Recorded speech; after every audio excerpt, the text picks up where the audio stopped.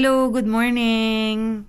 Day 2 here in Sydney. It's past 6 a.m. I think mga 10 minutes past 6 a.m.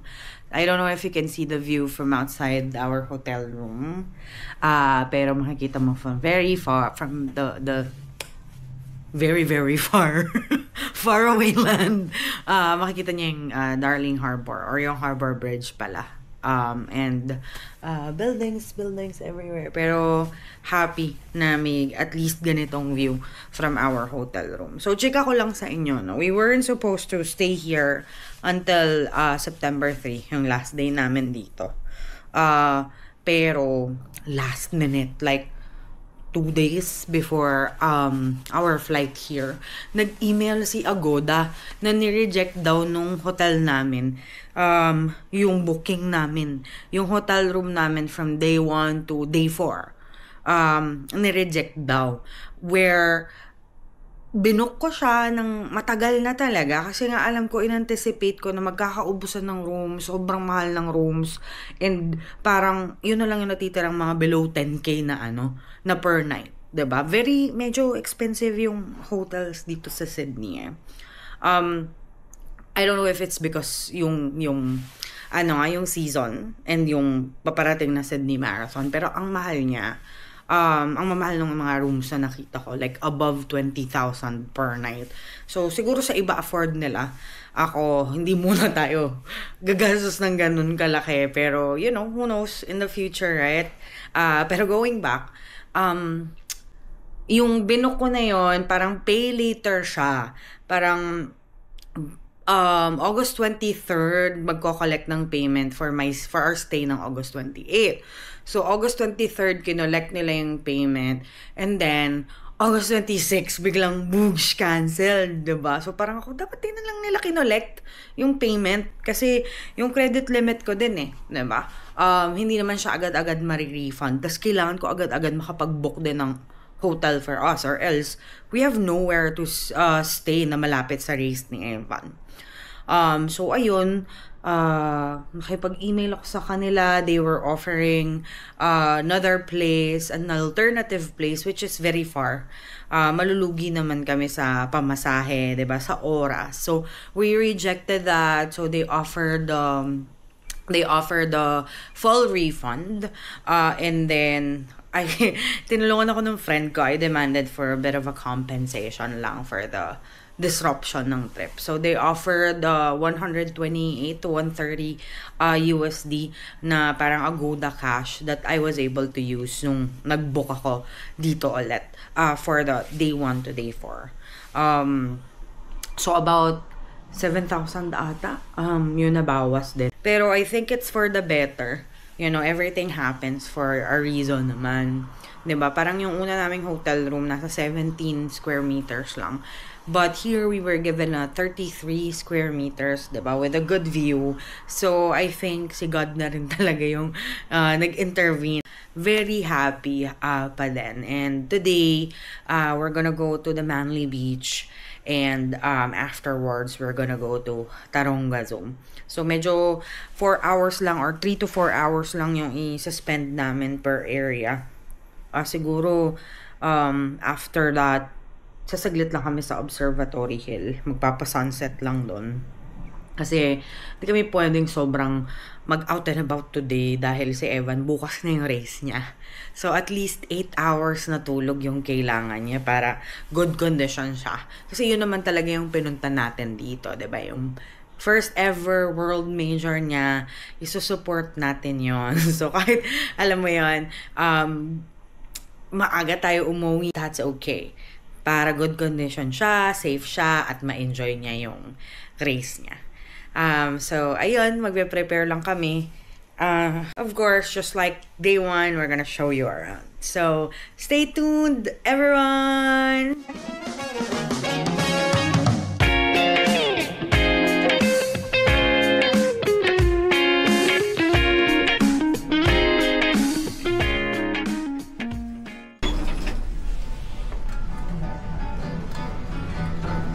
Ito yung lobby ng Sydney Central Hotel.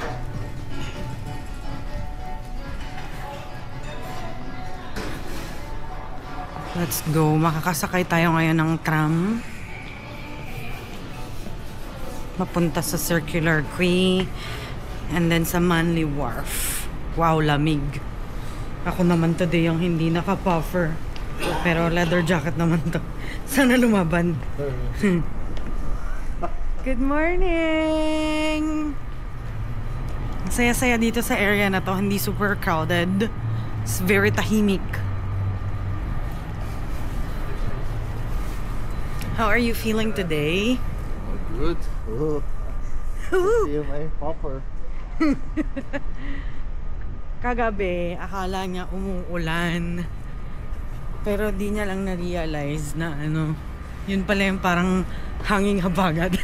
yung whoosh ng ng hangin. So dito, yung lamig niya parang lalong na accentuate. Lalo na papalala ng hangin. Ang lamig-lamig. So ayun.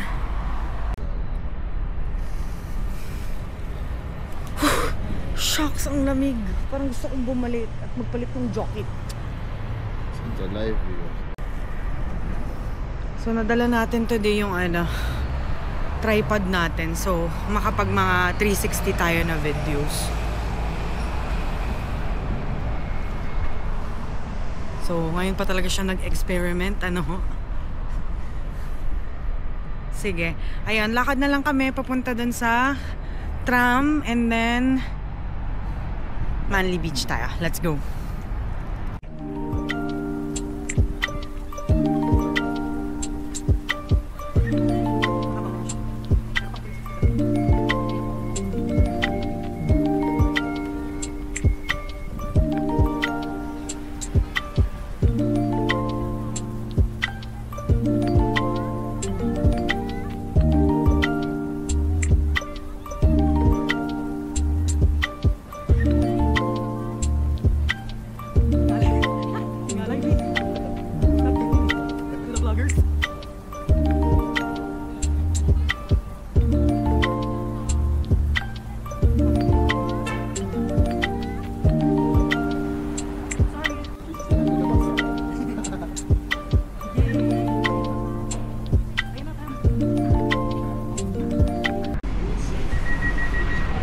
Usog.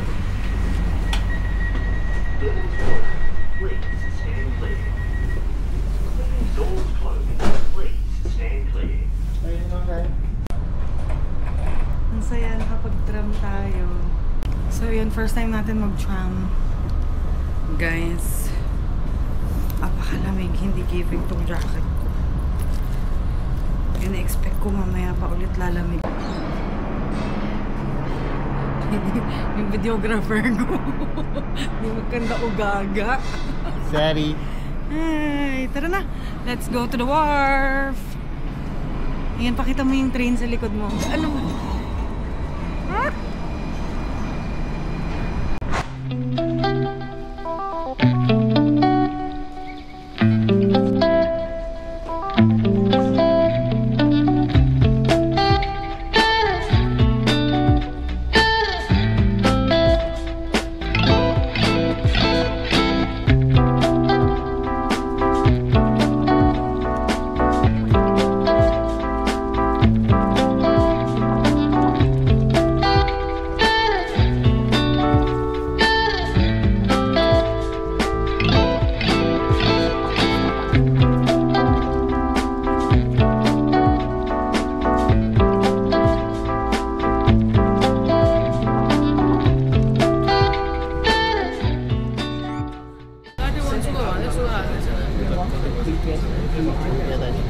Oo, taas tayo.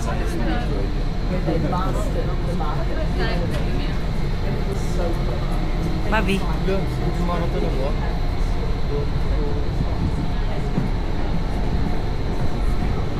Let's go upstairs.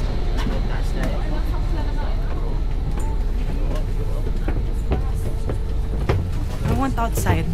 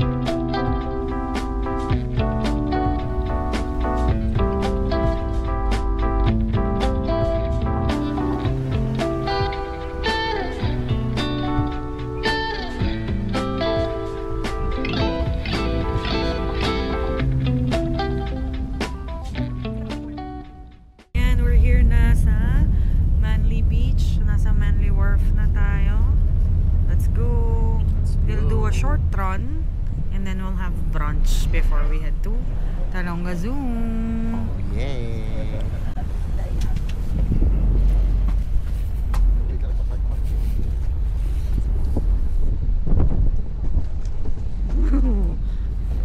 Kilo bells. Ang lamig ng handrail.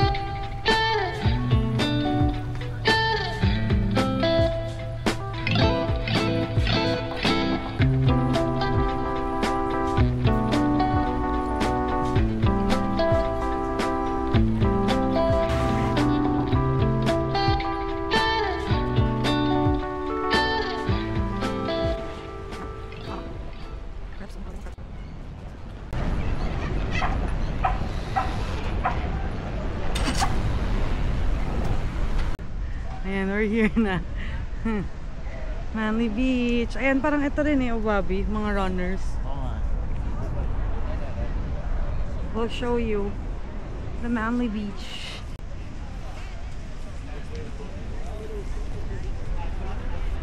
Oh my God. Look.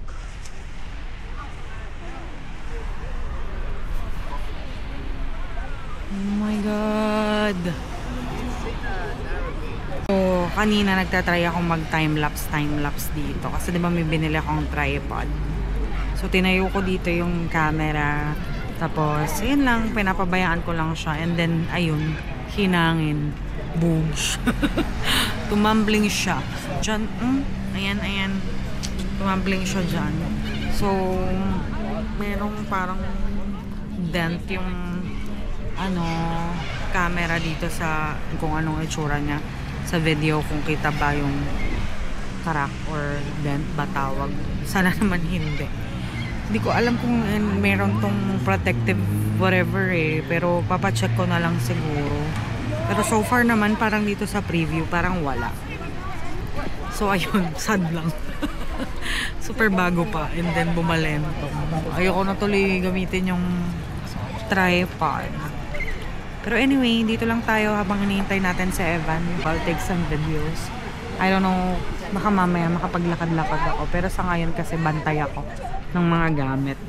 So, ayan. Ito. Appreciate natin yung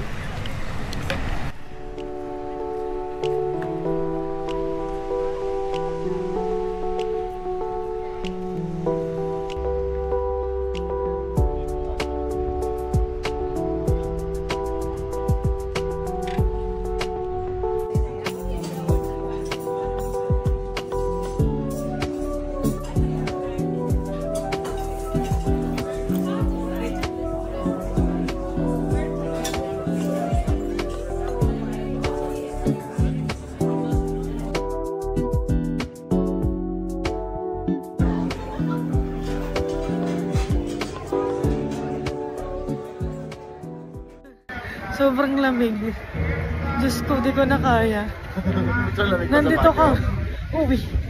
Nandito kami sa Manly Beach para maghanap ng winter gloves. Naninigas na yung mga daliri namin. Kuha natin dito sa Decathlon B. Nakakaya ba tayo? Tayo lang yung naka-gloves. Okay lang yan? Black Rider girl. Naka-gloves pa. Ang ginawa din namin kayo. Naninigas na yung mga longganisa ko. Kailangan na i-soak. Tara na punta tayong Taronga Zoo. Yun, excited kami makakita ng kangaroo. Tsaka ng koala. Dami nga. Ano pa ba yung mga nando? Simba. Si Simba. So, and after this, we're gonna head to the observatory hill.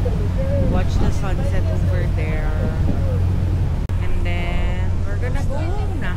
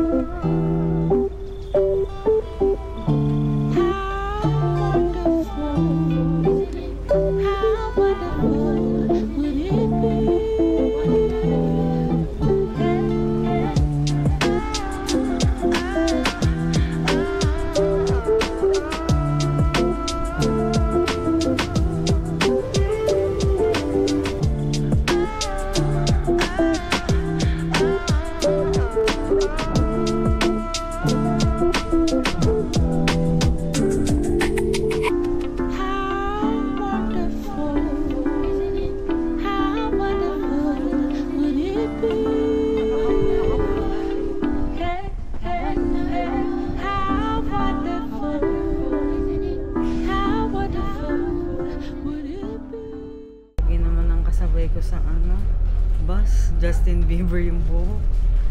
Ayusin mo hair mo.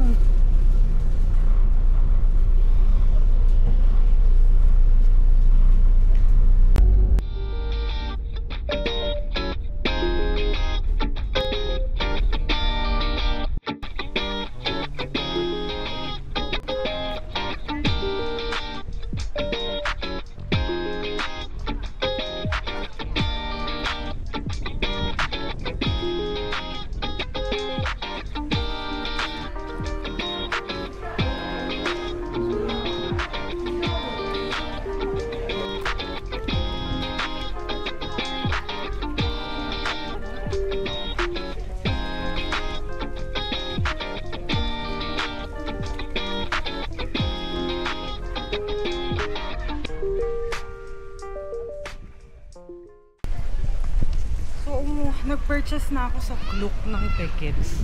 I don't think we have to go through that. Let's ask sa information. Okay.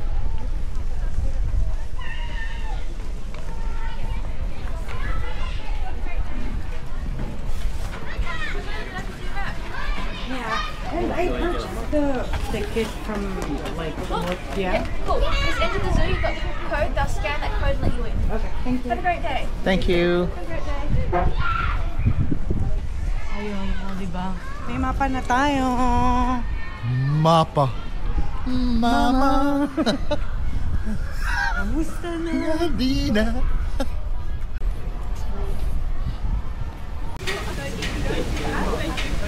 Bobby, ikaw nga. Hello, how are you? Hi, I'm good. This one? That's all good. Have a good day. Thank you. Thank you. Hello, how are you? Mag-gloves lang ako. You wanna go there, koala? Yes, syempre. Says the big green cow. So, syempre, uunahin namin yung koala. Kaya nga kami nagpunta dito sa Taronga Zoo eh. Tapos hindi natin pupuntahan yung koala. Uy, may ano? What? Train? Ay, mahal. $5.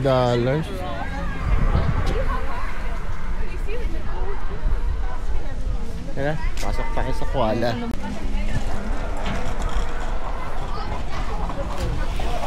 Gusto kong bumili ng souvenir na koala doon. Oh, wait, Bobby. Ay! He's hiding behind those leaves. He's eating the leaves. I said he's looking for the family.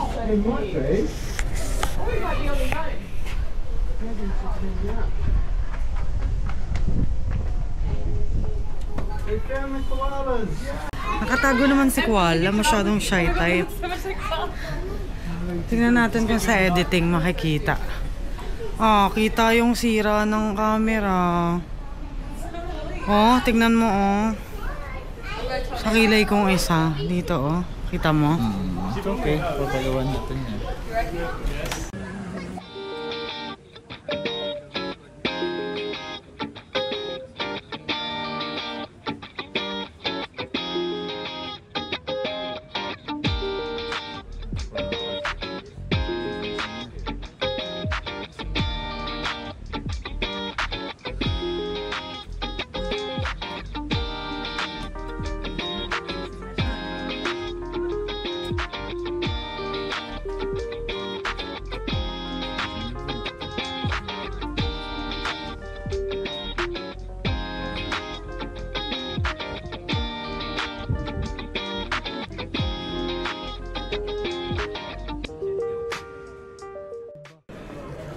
Hurry up, Bumblebee.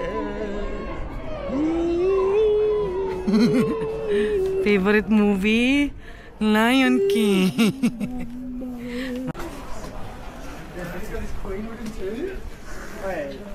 They're like on a there's another woman.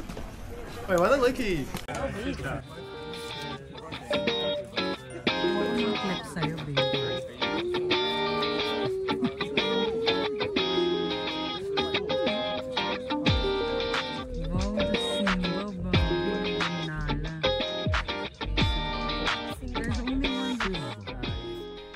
Rip-roaring na hanggang 8 kilometers. Parang di naman, parang 500 meters lang yun. Paling sa'yo.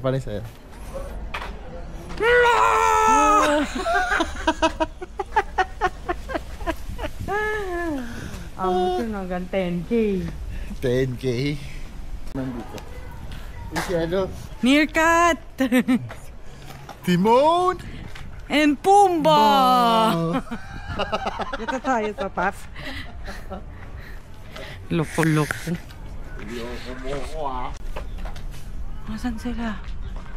They're probably right there. Lumabas sa gate. Pasok po kayo. Hakuna Matata. Ay, ang liit nila. They're so small. They're so small. Just cute.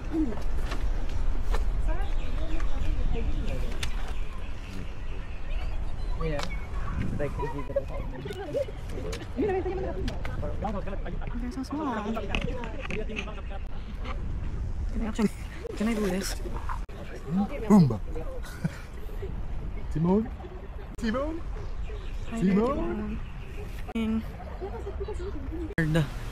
We're looking for the kangaroos.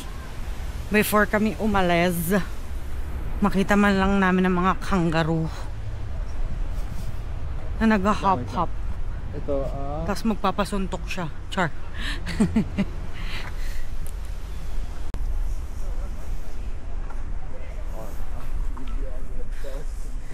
Sa mga nakapunta na dito, ano yung pinakamagandang zoo sa Sydney? Kasi parang ang daming zoo dito. Ano yung pinakamaganda? Hi. You know, ang traveling talaga requires fitness din, no? I mean, if you intend to travel na, you're gonna walk a lot, you know, like 20,000 steps minimum per day, diba? Hindi siya pwedeng parang bigla na lang lalakad ka ng ganun kadami from a very sedentary lifestyle. And ko, like ako, I'd say close to sedentary yung lifestyle ko. Kaya medyo may hingal factor din. Kaya kung magta-travel kayo, lakad-lakad kayo sa loob ng village nyo, sa loob ng condo nyo, magkakit panahog kayo ng hagdan, mag-training kayo bago yung travel nyo, para naman masulit-sulit nyo, no? I mean, Baka may hagdan. di ba? Ito, may hagdan na naman. I mean, kami, hindi naman din kami yung parang sobrang bonggam-bongga yung hataw sa pagta-travel. Medyo slow travelers din kami. Hindi namin kaya yung pang 25 years old na itinerary, no? Pero ito, yung path papuntang Kangaroo, nakakapagod. Ako na lang. Ako na yung Kangaroo, B. Okay na, balik na tayo. Pero palabas naman. Okay.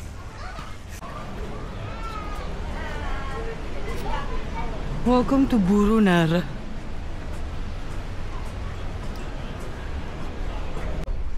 Cut him.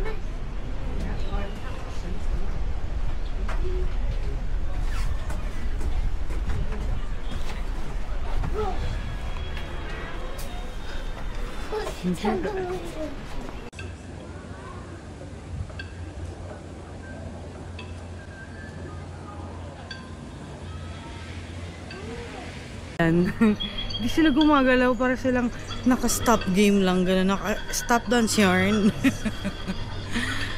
Galaw-galaw mga kuis. Kangaroo. Kangaroo. Ayan ating Bigfoot baby. Baby time. Baby time ulit.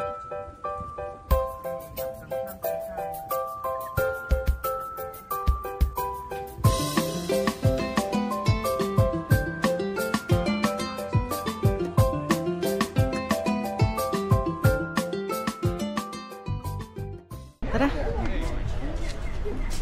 Saan yung exit? Ito rin.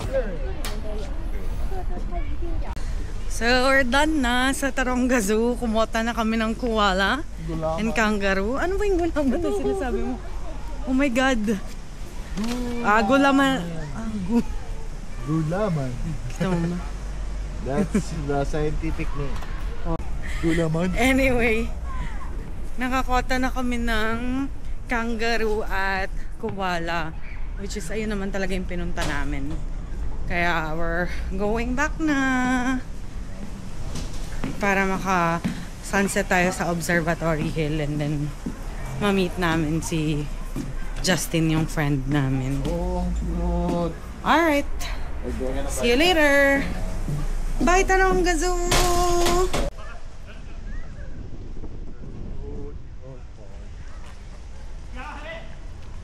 Anong bus number? Mabalik naman lahat yan eh. Mabalik naman lahat. Ayan na. Ligaw galore na naman kami. Kung saang kawalan na naman kami. Hindi namin alam. So, nag-take lang kami naman ng detour. Papunta pa din naman kami sa Circular Quay. We'll figure it out for sure. Makakabalik naman kami. Ayun lang.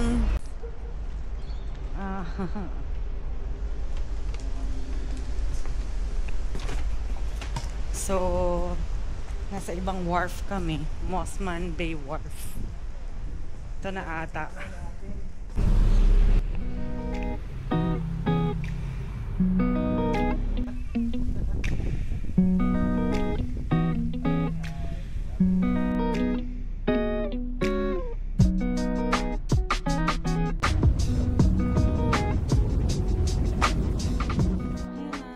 Naligaw kami. Pero andito na kami sa Observatory Hill. So nice in here. Trying to catch the sunrise. Ay, sunset pala. Kain na kami.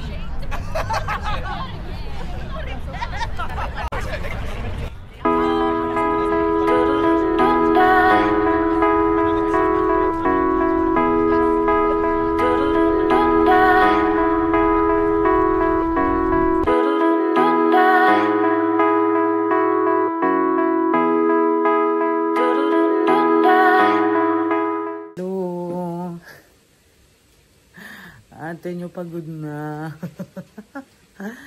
Sobrang sakit ng likod ko. Daming nilakad. Dami namin ligaw moments. Pero okay lang. Mas marami kami napuntahan na lugar because of the Ligaw moments. Nag-aayos na lang kami ng gamit. Then, matutulog na din kami maya-maya. Magpapahinga na din kami. Ako, nagpapahinga na ako ngayon. Dahil yung likod ko maalagwa. Ang lamig-lamig. Di ako mapapagod magsabing ang lamig-lamig. Diyos ko, kanina parang tumitibok na yung mga gilagid ko. Hindi na ako makasalit. Kahit naka-gloves na parang yung kamay ko. Diyos ko, lamig na lamig, tigas na tigas. Ayun, so kung pupunta kayo dito ng June to August, winter nila dito yun. Malamig, maghanda kayo, magdala kayo ng jackets. Huwag yung parang normal lang na jacket na hoodie. Ewan ko, so kung makapal yung balat nyo, hindi nyo yun masyadong iinda-end, edi go. Pero ako naka-leather jacket na ako kanina ha. Naka-gloves, pero ramdam kong tumatagos yung lamig dito sa aking sa aking bakle, sa aking blouse na ito. Just be prepared and then talagang maghanda kayo ng comfy shoes kasi madaming lakaran. I mean, meron namang mga tram, meron namang mga buses, train, kompleto dito. Ang ganda ng commute system nila. Pero syempre kung gusto mo din makatipid-tipid, di ba? Maraming areas where you can just walk and get there. So, ayun na naman. I'll just talk to you tomorrow. Okay?